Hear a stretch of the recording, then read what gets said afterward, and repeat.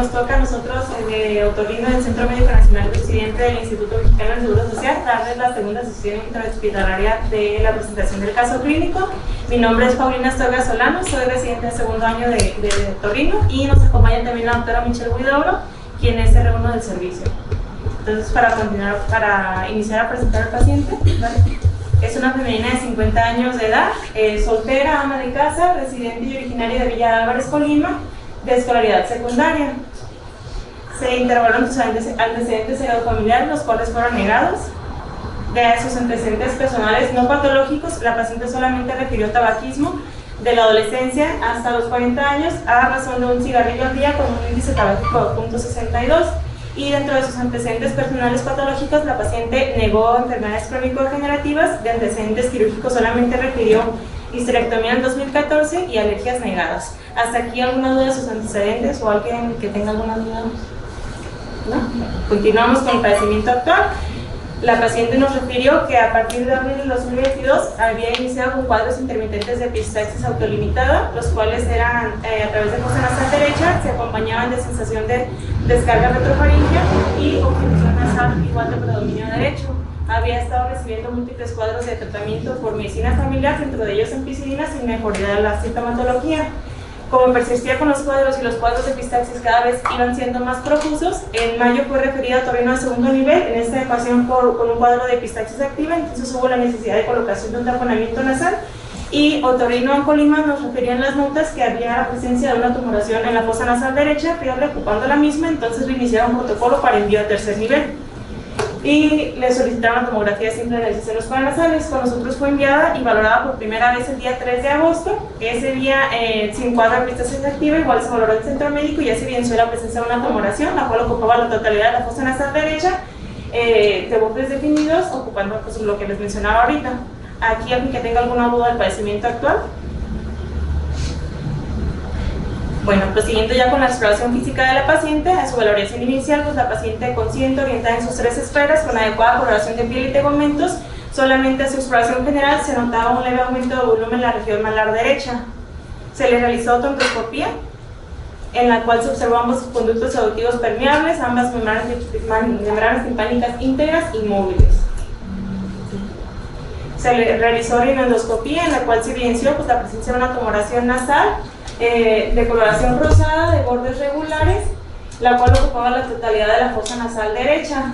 Si alcanzan a visualizar, pues la tumoración no dejaba introducir el rinoendoscopio más allá del vestíbulo, porque estaba totalmente ocupando toda la fosa nasal.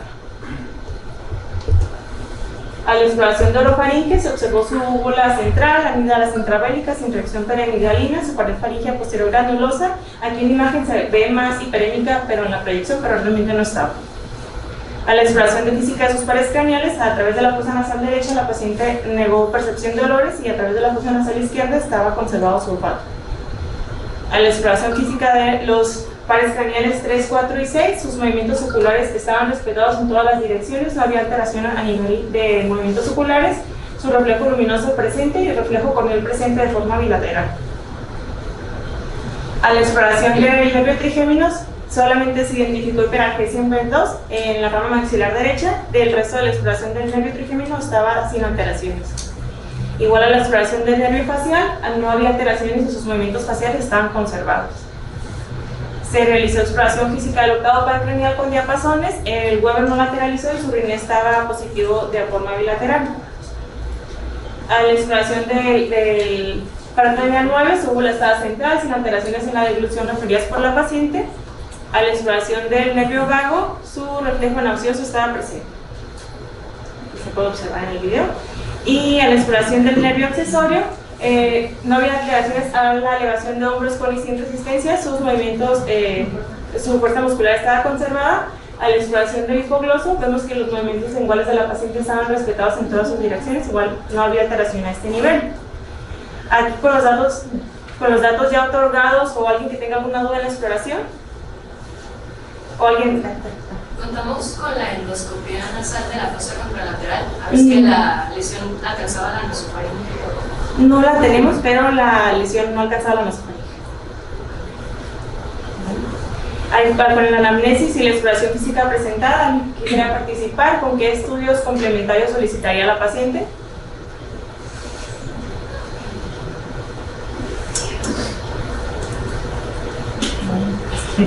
Nosotros inicialmente le solicitamos laboratoriales completos, ¿vale? Le solicitamos una biometría hemática, la cual reportó su hemoglobina de 14.7, hematocrit de 43.2, plaquetas de 223.000, leucocitos del 50%, su glucosa estaba en 98, urea de 29.98 y creatinina de 48.2. Posteriormente le solicitamos ya estudios radiográficos, le solicitamos inicialmente una tomografía simple de análisis senos paranasales, la cual se realizó en octubre del 2022. Aquí en su corte axial, del lado izquierdo vemos la ventana ósea, que vemos ocupación por densidad similar a tejido blando en senos frontales, senos etmoides anteriores y posteriores.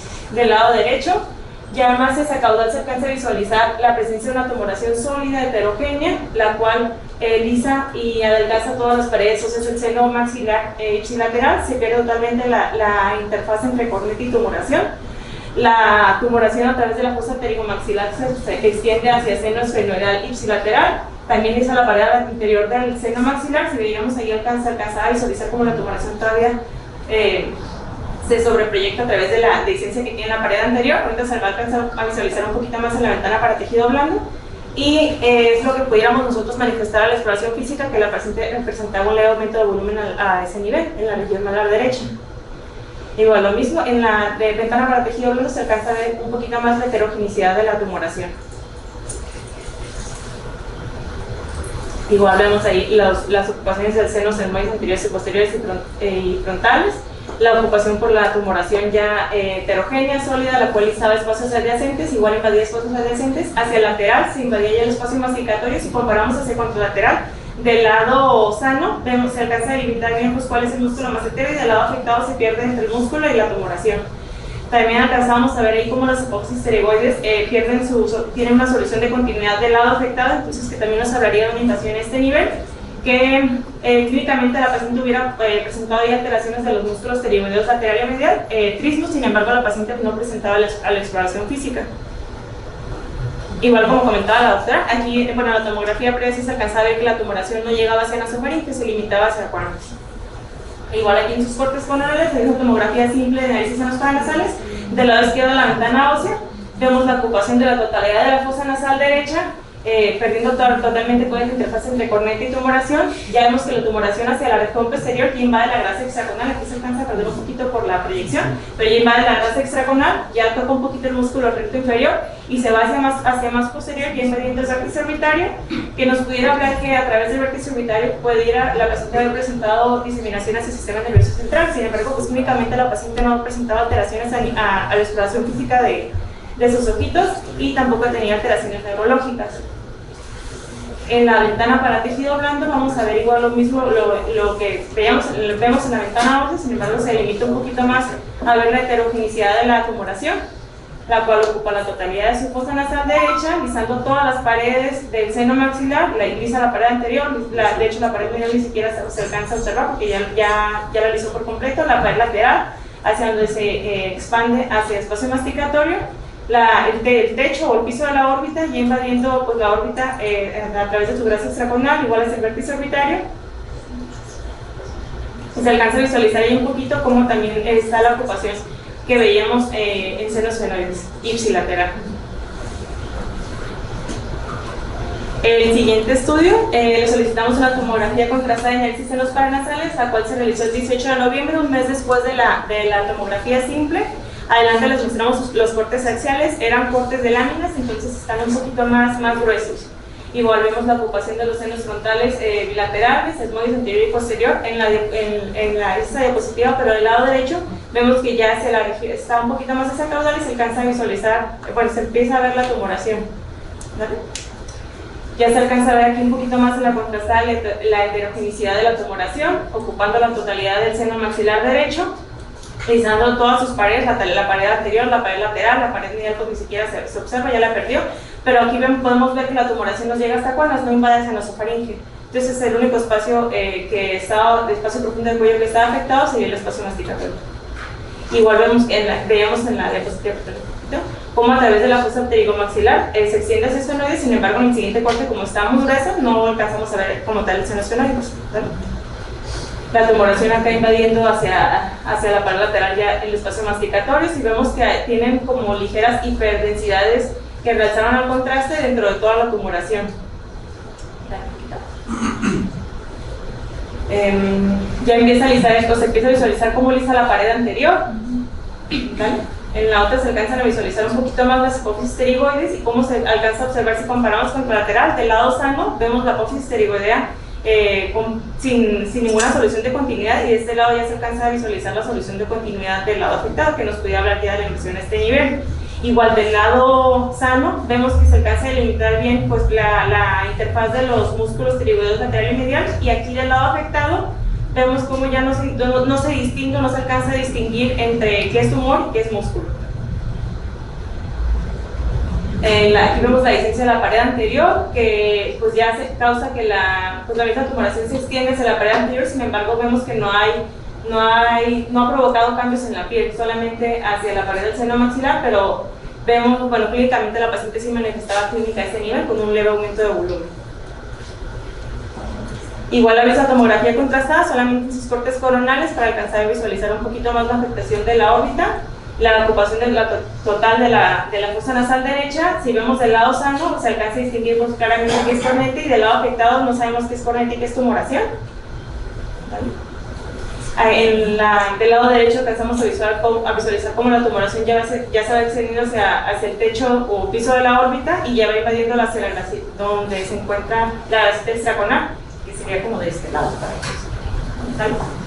Y aquí en este corte vemos cómo ya la tumoración, ya ahora sí en este corte se alcanza a visualizar un poquito más cómo es que toca el recto inferior de la órbita. Sin embargo, a pesar de ya haber invasión hacia la órbita, la paciente clínicamente no manifestaba afectaciones a este nivel.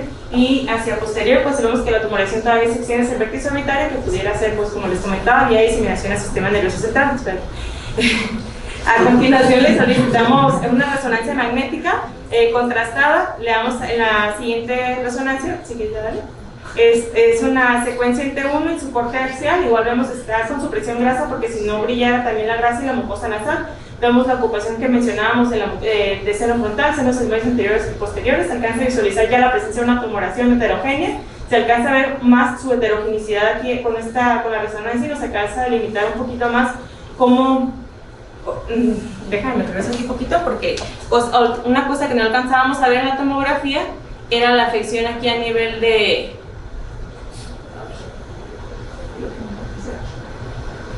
del maxilar superior. Si comparamos el lado sano con el lado afectado, vemos que del lado derecho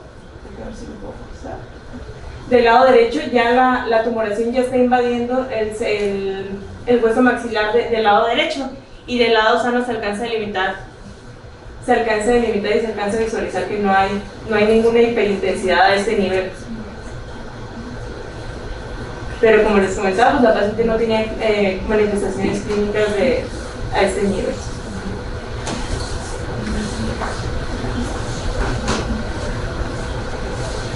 En estos cortecitos podemos visualizar un poquito cómo del lado derecho vamos a ver cómo se delimitan bien los músculos en esta área, y del lado ya afectado vemos que aquí se alcanza a visualizar la densidad del músculo, y ya se alcanza a visualizar la densidad tumoral. Ya se distingue, para eso nos ayuda un poquito más la resonancia para distinguir los tejidos blandos. Entonces ya alcanzamos a visualizar qué es tumoración y qué es músculo, lo que no alcanzamos a ver en la tomografía. Y de este lado vemos cómo ya la tumoración al parecer pues también está afectando el seno cavernoso con un engrosamiento a este nivel. Si comparamos el lado sano y el lado afectado, del lado sano vemos perfectamente una concavidad, y ya del lado afectado ya se alcanza a visualizar una ligera convexidad a ese nivel del seno cavernoso, que nos pudiera también hablar de ya invasión a este nivel. Igual el siguiente diapositiva es la misma secuencia contenida en T1, nada más en su corte coronal, para alcanzar a visualizar más la afección en la órbita. Vemos la tumoración, la mucosa nasal es normal que brille con el contraste. Entonces vemos la presencia de la tumoración en la totalidad del seno maxilar derecho, la cual ya está invadiendo hacia la grasa extraconal. Se alcanza a delimitar perfectamente cómo ya está tocando el recto interno y cómo se extiende hacia la región posterior. en su extensión. Ya la resonancia contrastada nos ayuda a visualizar un poquito cómo ya se observan datos sugestivos de metástasis a este nivel, con engrosamiento de las meninges y una lesión nodular que se alcanzaba a visualizar ahí un poquito.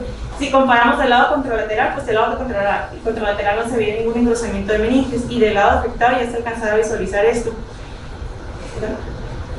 También en este corte, el huesito en esta secuencia es normal que se vea oscurito, entonces vemos y nos vamos por todo el trayecto del maxilar superior y vemos que aquí hay una solución de continuidad, y del lado sano ya se corre totalmente y se alcanza a visualizar bien el hueso. Entonces la tumoración, si vemos que la solución de continuidad es de la misma densidad de la tumoración, entonces nos pudiera también hablar de una extensión ya para dar duro. Igual si comparamos del lado sano al lado contralateral, aquí vemos una lesión más hiperintensa que del lado sano. Entonces también la paciente pudo haber manifestado clínicamente alteraciones a este nivel con un aumento de volumen en la región del paladar, pero la paciente clínicamente no lo mostraba. Igual la resonancia magnética solamente ponderada en T2, vemos la misma tumoración, la ocupación de los senos frontales en mediales anteriores y posteriores, vemos la ocupación, ya nada más aquí alcanzamos a visualizar niveles hidroaéreos dentro de la tumoración. La tumoración se extiende igual, como les comentaba, hacia lateral, hacia espacio masticatorio, y alcanzamos a visualizar ahí también un poquito cómo invade ya el maxilar superior del lado afectado. Y la siguiente es una secuencia en plane axial igual. Aquí alcanzamos a visualizar, se alcanza a visualizar un poquito más cómo desde que nos mostraron la resonancia, ya viendo todos los estudios en retrospectiva, veíamos una lesión hiperintensa nodular a nivel del músculo temporal contralateral. O sea, también nos pudiera ser sugerente una metástasis a este nivel, ya que esté mediendo el músculo temporal contralateral, no, ni siquiera del lado afectado. Igual la misma tumoración heterogénea y que invade la pared anterior, invade la pared lateral, y hasta posterior se extiende hacia el esfenoide lateral de la fosa pterigomaxilar.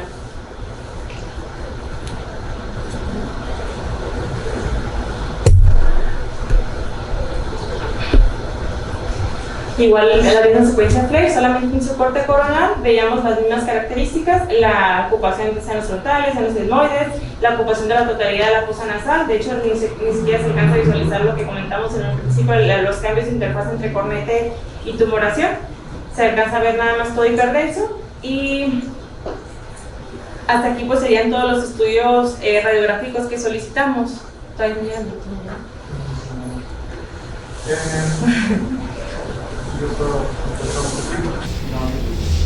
La verdad es que lo dijo bastante bien, o sea, no, algunos detalles nada más. Uno, porque sí vi que te metiste en problemas nada más en eso, cuando, o sea, está bien que traigas el video del estudio, pero casi siempre cuando nosotros estamos dando así una sesión como esta, ponemos la imagen estática y ahí ya podemos, describimos todo. ¿Por qué? Porque empezaste a describir algunas cosas en la ventana ósea de tejidos blandos, y eso no, o sea, sí se vio cuando pasaste esa, pero si tienes la imagen estática ya puedes ordenar la idea de que, ¿sabes qué? En la ventana ósea veo en este momento esto, y en la ventana de tejidos blandos se ve esto en este momento. Las de resonancia también están, o sea, estoy de acuerdo. Algunas cosas de que dijiste en un momento que el T1 con gadolino se veía heterogéneo. Sí se veía heterogéneo, pero es un realce heterogéneo, que no es lo mismo por la situación de que, ¿cómo se llama? Nos proporciona diferente información si realza o no homogéneo. Pero la verdad es que está bien, nada más yo sí aconsejaría, en lugar de traer los videos, traer las imágenes estáticas. No detecté realmente así algo equivocado que haya dicho o algo que no esté de acuerdo.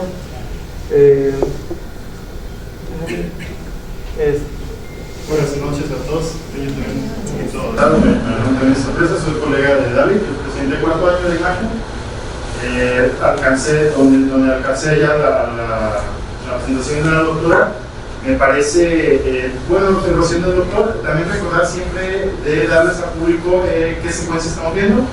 Es esto es un T2, es un T1, muchos a lo mejor lo identifican, pero si tú dices, tenemos una imagen en el plano tal, en tal secuencia, pues nos vamos directo a lo que esperamos encontrar. No sé de qué se trata el diagnóstico, me parece interesante la tumoración. Nosotros usamos los vectores de crecimiento para darnos idea de dónde depende o de dónde se origina la lesión, si es de hueso, si es de la mucosa, y de qué mucosa es, si es del cornete, si es de uno de los senos. Entonces, esa es la idea también, por ejemplo, de tener estudios seriados de diferentes fechas y cómo progresa. Me parece, pues sí, del todo compatibles con actividad a distancia, lo que encuentran tanto en sistema nervioso central como en músculo temporal del lado izquierdo. Entonces, bueno, la verdad es que ahí por la visualización directa es lo que va a complementar siempre o el motivo por el que ya llega al estudio. Entonces va pues el equipo, ¿no? El contraste, como dice el doctor, realmente es para ver qué porción del tumor refuerza, si es la porción central, si es la porción periférica. Esto nos da una idea de cómo va el comportamiento. Cuando no realza un centro de una lesión, pensamos siempre en necrosis, en degeneración quística, en algún tipo de crecimiento rápido, puesto que se está consumiendo el tejido, no está vascularizando lo suficiente, y lo más central pues se va a quedar sin ese aporte. Cuando son lesiones un poco más indolentes, más benignas, pues suele ser más homogéneo ese crecimiento, y claro, los bordes van a ser un poco más nítidos, a diferencia de lo que usted describió bien, doctor. Entonces, pues eso. Gracias, doctor. Sí. Pues aquí alguien que quiera participar, otorgándonos su impresión diagnóstica o alguna duda. Bueno, antes de la impresión diagnóstica me gustaría saber si tienen algún estudio de extensión a cuello y a tórax. No. O sea, ¿Y clínicamente tenía nódulos no. en el cuello? No había nada. ¿Diga? Nada más para ver, la paciente tenía cuánto tiempo de evolución. A partir de abril del año previo. Y los estudios son los de octubre, la primera tomografía era simple, la siguiente es de noviembre y la resonancia también de noviembre. Estamos hablando de abril. Sí.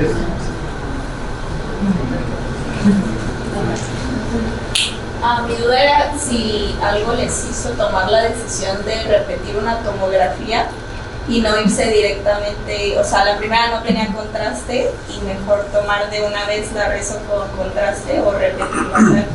En un inicio nosotros solicitamos la tomografía contrastada, nada más que por carencias del instituto, solamente en el instituto se la tomó simple. La paciente, aún así que le habíamos pedido la tomografía contrastada y la resonancia dentro del instituto, ella decidió hacerse la tomografía contrastada, pero por fuera. O sea, no les avisó y se tomó una TAC contrastada. La contrastada extra es por decisión propia de la paciente. ¿Y la resonancia ya la pidieron ustedes? La resonancia es ese con esto. ¿Y si tenía creatinina de 48? Pero son miligramos. Sí. Gracias. ¿Alguna otra duda o alguien que quiera participar? Ya diciéndonos su impresión diagnóstica.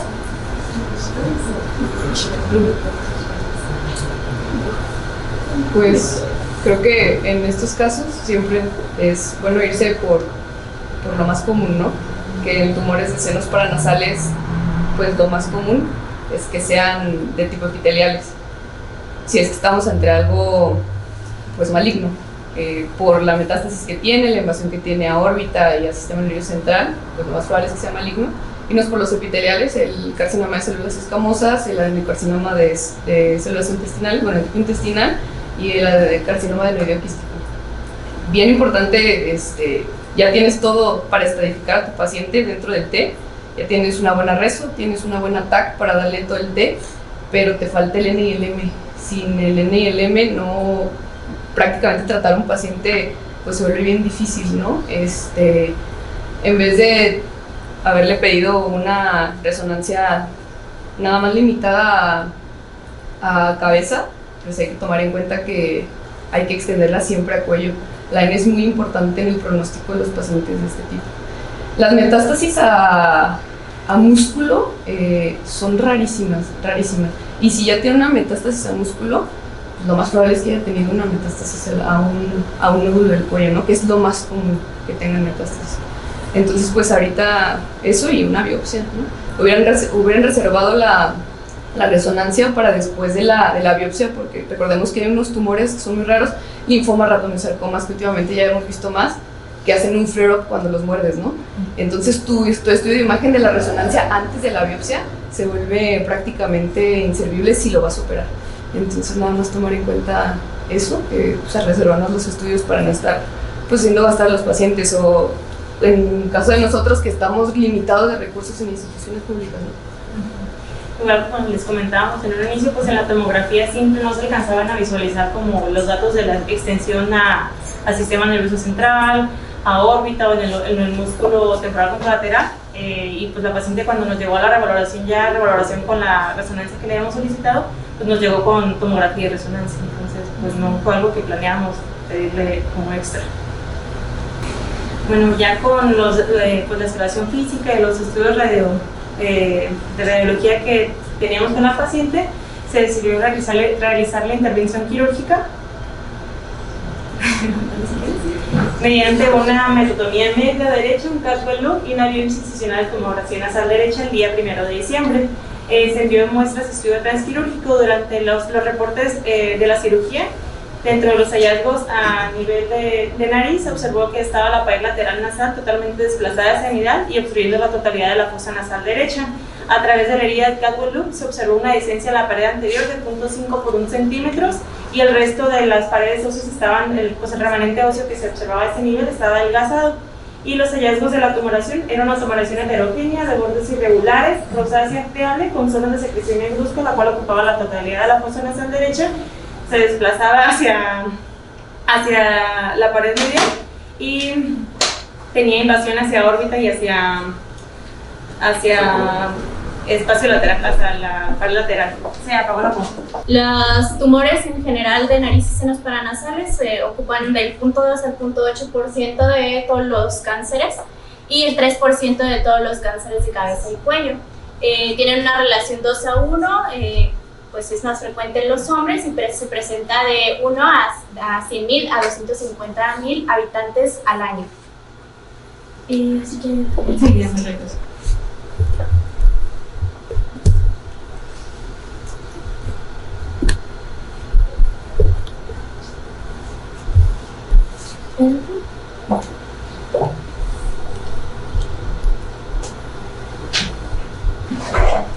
Hablando un poquito de generalidades de los tumores de nariz y senos paranasales, pues como bien dijo la doctora, los 3 más frecuentes son el carcinoma de células escamosas, el adenocarcinoma y el carcinoma adenoideo quístico, que es el caso de nuestra paciente.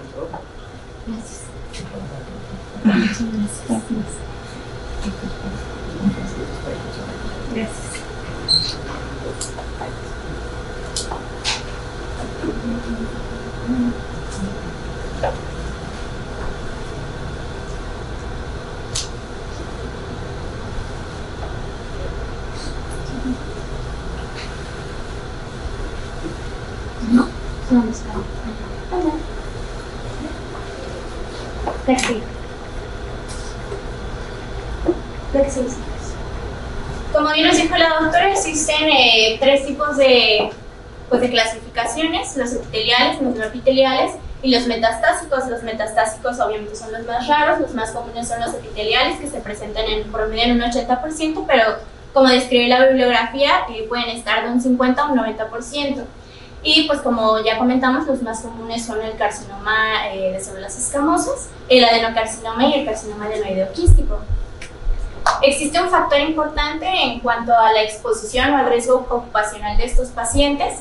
Hablamos de algún tipo de sustancias como es el polvo de maderas, y ahí hay algunos estudios que nos hablan un poquito más de este tipo de polvos. Es un estudio español que nos habla de los polvos de madera duras y los polvos de madera blandas. Cada uno de estos tiene un límite diferente en cuanto a la exposición que pueden estar los trabajadores, ya que está considerado como un carcinógeno comprobado para los humanos. También hay otro tipo de sustancias que pueden estar asociadas al desarrollo de este tipo de carcinomas, como las tinturas, los tintes, algunas sustancias como aceites que usan en la producción de algunos tipos de cueros o pieles, soldaduras, el tabaco y el virus del papiloma humano. Como sabemos, pues el 6, 11, 16 y 18, aunque los más relacionados a este tipo de cánceres son el 6 y el 11. En cuanto a la patogenia, se hablan de distintas teorías. La primera es pues, la inflamación crónica. Esta no está pues, muy bien comprobada, porque si no tendríamos muchos pacientes que tienen años con sinusitis, poliposis nasal, que desarrollan algún tipo de carcinoma y pues que sabemos que no siempre es el caso. No existen como tal lesiones precursoras, pero en etapas tempranas de este tipo de cánceres podemos encontrar metaplasia pues en el epitelio de la nariz y senos paranasales. Hay algunos genes relacionados, como algunas alteraciones en el P53, algunos pues que también están presentes en el adenocarcinoma de tipo intestinal, como el EGFR y el HER2. ¿Cuál es la sintomatología de estos pacientes? Pues cualquier sintomatología de cualquier patología inflamatoria de nariz y senos paranasales, obstrucción nasal, dolor facial, epistaxis, rinorrea. Sin embargo, son síntomas inespecíficos y esto hace que pues, los pacientes tarden en promedio 2 años a llegar a un diagnóstico de carcinoma de nariz y senos paranasales. Podemos hablar de la sintomatología por la localización. Podemos dividir en cuanto a la localización del tumor. En el tercio anterior pues, nos producirían síntomas de obstrucción y de ocupación de las fosas nasales. Si hablamos del tercio posterior, hablaríamos de la obstrucción nasal, rinorrea serosa, purulenta o sanguinolenta, y también pues, relacionado a pacientes que presentan epistaxis. Si hablamos de pacientes que tengan alguna ocupación de senos maxilares, pues al inicio, en el desarrollo de estos tumores, los pacientes podrían pasar asintomáticos. Podrían tener episodios de sinusitis agudas, repetitivos, que no ceden a un adecuado tratamiento. Que también pueden presentar edema, tumefacción malar, úlceras o masas en la mucosa oral cuando tienen extensión pues, al maxilar, alteraciones dentarias por la misma situación, como sería el caso de nuestra paciente, sin embargo no presentaba ella ninguna sintomatología, anestesia, parestesias y dolor en el territorio del maxilar, como fue el caso de nuestra paciente. Si hablamos de los senos etmoidales, pues hablaríamos igual en relación a las relaciones propiamente de los senos etmoidales, y ahí nos enfocaríamos más hacia los síntomas de ocupación en la órbita. Y estos pues podrían ser proptosis, diplopia, disminución de la agudeza visual referido por el paciente, o algunos otros síntomas como epífora. Si hablamos de los senos esfenoidales, pues hablaríamos de un dolor retroorbitario, sordo, profundo, que es referido por el paciente pues más intenso de lo que nosotros esperaríamos a cualquier tipo de sintomatología inflamatoria. La afectación del nervio ocular, pues como bien ya dijimos, anestesia, hipoestesia, y si tiene extensión a nivel central, pues tendría síntomas, podría tener incluso pues crisis, algún tipo de síndrome meningio, por ejemplo. En la exploración física, ¿qué nos haría sospechar de un carcinoma de nariz y senos paranasales? Pues que sea un pólipo unilateral, que es más frecuente que se asocie a cualquier tipo de carcinoma. Abombamiento de la mucosa, ya que algunos de estos tumores solo infiltran la mucosa de la nariz y los senos paranasales, o propiamente una tumoración nasal. Y en cuanto a los estudios de diagnóstico que nosotros podríamos solicitar, pues primero y antes que nada la exploración física, la historia clínica de nuestro paciente, el tiempo de evolución que lleve, la rinoscopia anterior es lo primero que hacemos con nuestro paciente en el consultorio. En cuanto veamos alguna lesión sospechosa, hacer una rinoendoscopía y ya después empezar a pedir todos pues los estudios propiamente radiológicos, como pueden ser una tomografía, que nos va a ayudar a delimitar en cuanto a hueso se refiere, o sea, en cuanto a extensión en senos paranasales, y pues la resonancia la reservamos para cuando nosotros tenemos algún tipo ya sea de duda o de sospecha, para definir pues cualquier tipo de actividad tumoral y diferenciarla, como lo fue en el caso de nuestro paciente del cornete, por ejemplo, o también pues ya de tejidos blandos. Como bien sabemos, pues el diagnóstico definitivo va a ser el diagnóstico histopatológico, por lo que la biopsia va a ser nuestro pilar en este caso. En cuanto a la diseminación de este tipo de tumoraciones, pues la principal vía es por la extensión directa. La secundaria sería la vía hematógena y esta sería por el plexo vertebral, y la vía linfática por los ganglios retrofaringios, por lo que pues podemos sospechar de como bien dijo también la doctora, como pues de cualquier tipo de diseminación al tejido ganglionar en cuello. En cuanto a la etapificación, nosotros vamos a usar la del American Joint Committee on Cancer. Como pues bien sabemos, hay dos tipos de clasificaciones. La vamos a clasificar por seno maxilar y fosas nasales, por seno maxilar y por cavidad nasal y por los senos etmoidales. Y con esto pues nosotros vamos a definir, dependiendo de las características que encontremos en tomografía de nuestro paciente, la T. La N la vamos a definir pues en cuanto a las metástasis de los ganglios de nuestros pacientes, por eso es tan importante pedir los estudios de extensión al momento de hacer el envío a los servicios oncológicos. ¿Vale? Y pues bueno, en cuanto a los estadios, nuestra paciente ya tenía pues metástasis, entonces ahí podemos ya sospechar de un estadio avanzado en su enfermedad a pesar de ser un corto tiempo de evolución. El pronóstico en realidad es pues malo para estos pacientes, tiene una supervivencia del 68% a 2 años y 59% a 4 años. Hay diversos estudios en cuanto a pronóstico se refiere, que pues se relacionan más al tipo de población que nosotros tenemos, en población latinoamericana, que pues tienen un mal pronóstico, y esto se debe al retraso en el tratamiento y en el diagnóstico de estos pacientes. La tasa de control local de la enfermedad es del 73% y del 68% a 4 años. Hablando un poquito más acerca del carcinoma de adenoideo quístico, que es el caso de nuestra paciente, pues es un tumor raro, es un tumor muy raro en narices, senos paranasales.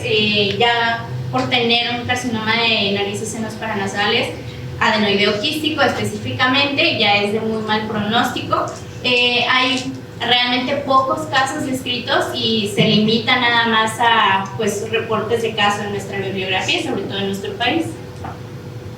En cuanto a su epidemiología, es más común en la cuarta y quinta década de la vida, y en este caso ponemos aquí un pequeño asterisco. En algunos estudios reportan que es más frecuente en mujeres, sin embargo pues tendríamos que tener un tamaño de muestra muy grande para poder nosotros hacer esa relación. Tiene una mayor afectación en la raza blanca y no tiene pues algún antecedente al que nosotros podamos apuntar como etiológico. Se describen 3 tipos de patrones, que es el cribiforme, el tubular y el sólido. En cuanto al sólido se refiere, entre más patrón sólido tenga, peor pronóstico es este tipo de adenocarcinoma. ¿Se puede ver? En cuanto a la tomografía, pues nosotros podemos encontrar diversos hallazgos en esta. Si estamos ante un carcinoma adenoideo quístico de bajo grado, se puede presentar como un pólipo etmoidal únicamente, pero si estamos ante uno de alto grado, pues encontraríamos masas irregulares con destrucción ósea y densidad de señal heterogénea, como es el caso de la paciente que nosotros presentamos. En cuanto a su estadificación, pues la clasificación más usada es la de la ACC, que ya comentamos. El 65% de estos tumores se pueden presentar como localmente avanzados, ya en un estadio T4A o T4B. Y pues bueno, de los carcinomas adenoideos quísticos que se presentan en este tipo de localización, se han reportado peores pronósticos. En cuanto al tratamiento se refiere, pues esto ya pues pertenece un poquito más a servicios oncológicos. Sin embargo, hay diversos estudios que reportan que la quimioterapia previa a cualquier tipo de tratamiento quirúrgico no mejora el pronóstico ni la sobrevida de estos pacientes. El tratamiento quirúrgico está limitado a algunos tipos de carcinomas, por ejemplo, pues el linfoide, pues ya sabemos que no se beneficia de ningún tipo de tratamiento quirúrgico, pero la base realmente es el tratamiento quirúrgico con la radioterapia posterior a esta. Y pues en estos pacientes tienen pues muchos efectos adversos, por lo que la radioterapia pues dirigida es la que tiene un mayor beneficio para la calidad de vida de estos pacientes. Y pues eso sería todo de mi parte. No sé si tienen alguna duda, algo más que agregar, comentar. Nada, ¿tienes? O el plan de cómo piensan tratar el cuello del paciente, de este paciente. Sí, hay diversos estudios que nos hablan del tratamiento quirúrgico en cuanto a ganglios se refiere, si es recomendable hacer alguna disección radical de cuello y no mejora el pronóstico de estos pacientes. No, ningún o sea, tipo de tratamiento quirúrgico. Sí, pero me refiero a ustedes, el plan con este paciente, ¿ustedes tienen algo ya establecido o siguen abordaje?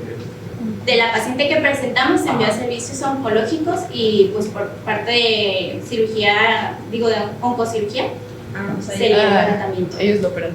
Sí. Sí. ¿Por qué decidieron tomarle una biopsia a través de un cabuelo y no por endoscopía? Porque como ocupaba totalmente la fosa nasal derecha, no se alcanzaba a visualizar estructuras anatómicas para poder delimitar como tal qué era tumor y qué era mucosa normal. Ok. No se puede entrar a través de la fosa nasal, no. Y aparte estábamos en época donde no había, Servicios integrales. se perdió el convenio con la empresa que nos daba los servicios integrales y entramos con nuestra torre, o sea, muy poco material. Entonces por eso decidimos darle un diagnóstico a la paciente y por eso se hizo el examen. Sí, es que en la endoscopia que presentaron se veía accesible, pues eso era lo que nosotros vimos, pues aquí, como lo presentaron. Al momento de entrar en quirófano no teníamos como un margen y aparte no teníamos el material adecuado porque no teníamos los servicios integrales. Entramos con un par de pinzas y pues, se desbloqueó eso. ¿Alguna otra pregunta? ¿Dudas, aportaciones, comentarios? No se lleven las preguntas, déjenos aquí. ¿No? ¿De casualidad tienen alguna fotografía del reporte descrito por patología del inmunoquímico? Eso sería bueno también, pues, agregarla a la presentación.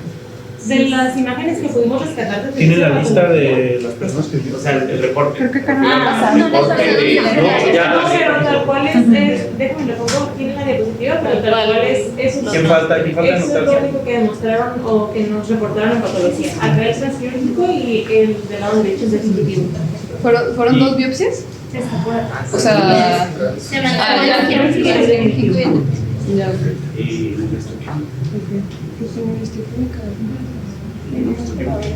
Bueno, sí vale la pena, o sea, ya lo comentó la doctora, sí abordar a lo mejor el hecho de tocar un tumor de manera más invasiva. Hay pues un periodo de gracia, ¿no? También de activación y todo, y sí, o sea, entiendo que muchas veces no depende de nosotros, o ni siquiera de la institución, sino de la decisión del adscrito, ¿no?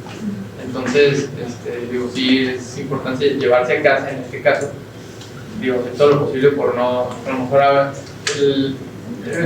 pues pensar en el mejor abordaje para la biopsia. O sea, sabemos que no es su decisión, que al final la decisión entre el instituto, el distrito y todo, pero sí vale la pena. De hecho, creo que no sé por qué no está en el resumen, pero la paciente venía con una biopsia que le tomaron en el consultorio, un otorrino privado, donde habían reportado la inflamación, o sea, no fue una buena muestra, lo que yo quiero entender. Y eso lo sobrellé también. Ajá, y eso también, no, por eso dijo la doctora, no, pues no podemos de alguna forma como arriesgarnos a no tener otra vez un diagnóstico y a pasarlo más. Que se vale, es como si llega el paciente contigo y no tiene resultados, pues yo lo voy a abordar igual, se vale. Sí, entiendo la consideración, sí cambia. Igual también lo que comentaba respecto al N y el M, cuando llegó la paciente obviamente sospechamos en malignidad hasta que vimos los estudios de imagen. Claro. Entonces lo que hicimos fue antes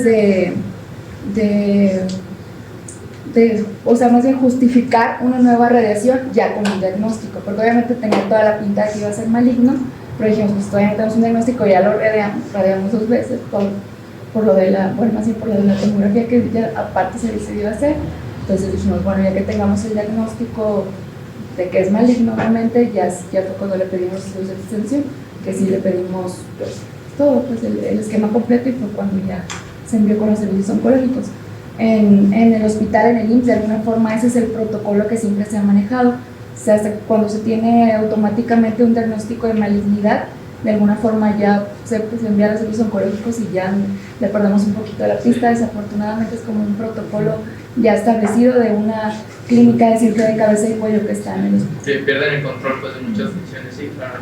La realidad es que quien le ha tocado detectar algún tipo de tumoraciones se van a dar cuenta en la práctica que muchas veces el reporte histopatológico suele ser más concluyente porque son muchísimas necrosis tumorales por el tipo de tumoración que es, sobre todo al tratarse de una de medio quístico, tiene un patrón irregular, si tú resecas alguna vez este tipo de lesiones, porque se puede dar el caso, o sea, es súper raro este tumor, pero es todavía más raro que creo que uno de bajo grado, ¿no? Que esté localizado en la pura fosa nasal, que no se mete en el seno, que no se mete en el seno frontal ni en la órbita, y que tú lo metas pensando en un pólipo, ¿no? Es común que pueda pasar esto, y en realidad a veces se requiere de una tercera opinión de patólogo y de inmunohistoquímica para poder determinar bien el tipo de celularidad. Sí, la inmunohistoquímica es Entonces súper una biopsia importante. nasal así como de repente nos quita ese tiempo y a veces accidentalmente se termina quitando el tumor sin pensar en que se trata de este tipo de progresión. Sí. Bueno, muchas gracias, felicidades.